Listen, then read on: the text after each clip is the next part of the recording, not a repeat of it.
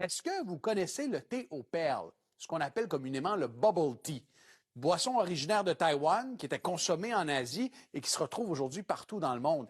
Et ce marché-là est en véritable expansion. En 2019, avant la pandémie, il se chiffrait à 2,5 milliards de dollars à peu près et ça pourrait atteindre plus de 4 milliards en 2027. Il y a des entrepreneurs de Québec qui ont saisi la balle au bond. Ils ont sauté à pieds joints dans ce phénomène en y ajoutant une touche bien personnelle.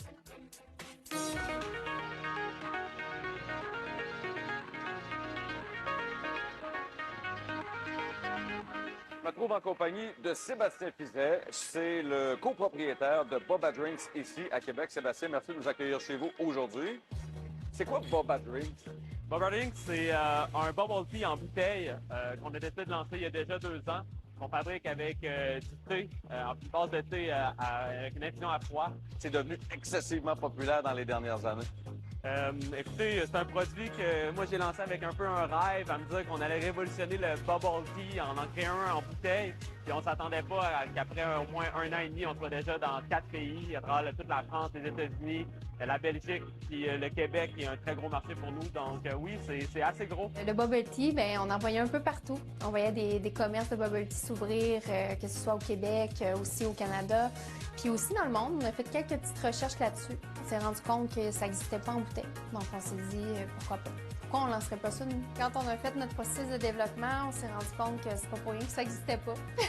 C'est que c'est Fait difficile. que c'est difficile à embouteiller, effectivement. C'est difficile à produire. L'approvisionnement en bulle aussi, c'est quand même un facteur qui est assez important là, pour la conception des bubble tea. Bon, l'instant que j'ai mis mon filet à barbe, à moustache, les perles là, en question, c'est quoi le secret des perles dans le thé? La perle, dans le fond, c'est fabriqué à partir de jus de fruits. Puis, c'est de la cuisine moléculaire, tout simplement. La membrane, c'est une membrane de tapioca qui est autour de la perle. Donc, nous, on a développé une recette spéciale. Vous êtes en couple dans la vie et en affaires. Oui. C'est quoi votre dynamique? Sébastien, lui, c'est plus la tête créative. Donc, vraiment, le gars derrière les idées, il est toujours en train de regarder les nouveautés. Il va travailler beaucoup avec les distributeurs, avec nos courtiers en alimentation aussi. Tout ce qui est logistique, c'est moi qui s'en occupe. Ton mélange, c'est ça, là. C'est là que tu fais ça. Ici, dans le fond, c'est ça. C'est nos cubes d'infusion de thé. Fait qu'on fait des infusions très concentrées.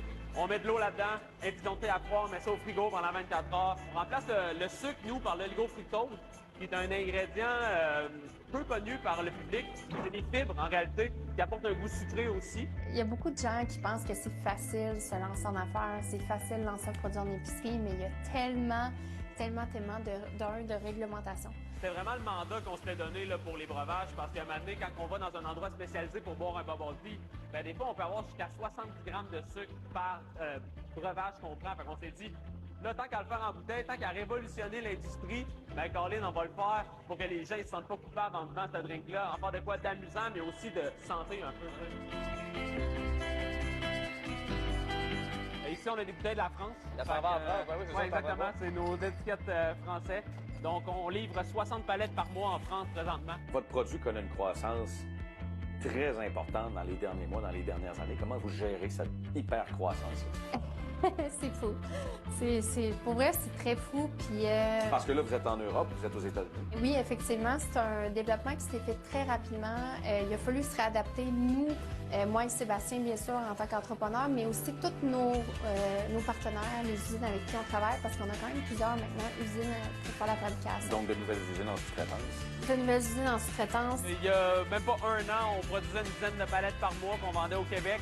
Maintenant, c'est plus de 100 palettes qu'on vend à travers le monde, là, fait que, par mois. 100 palettes par Ouais, mois. on a multiplié par 10 vraiment notre volume, puis on répond pas vraiment à la demande, mais on pourrait vendre beaucoup plus. Votre objectif avec Boba Drinks, c'est quoi? Bien, notre objectif, bien sûr, on l'a un peu réalisé, là, c'était de devenir une multinationale. On peut enfin dire qu'on est multinationale en moins de 2 ans. On a toujours des idées. Être entrepreneur, c'est se lancer puis développer plein de choses. On n'arrête jamais. Pas les projets qui manquent, en tout cas, mais on va vous laisser travailler. Vous avez du pain sur la planche. Merci beaucoup. Merci beaucoup.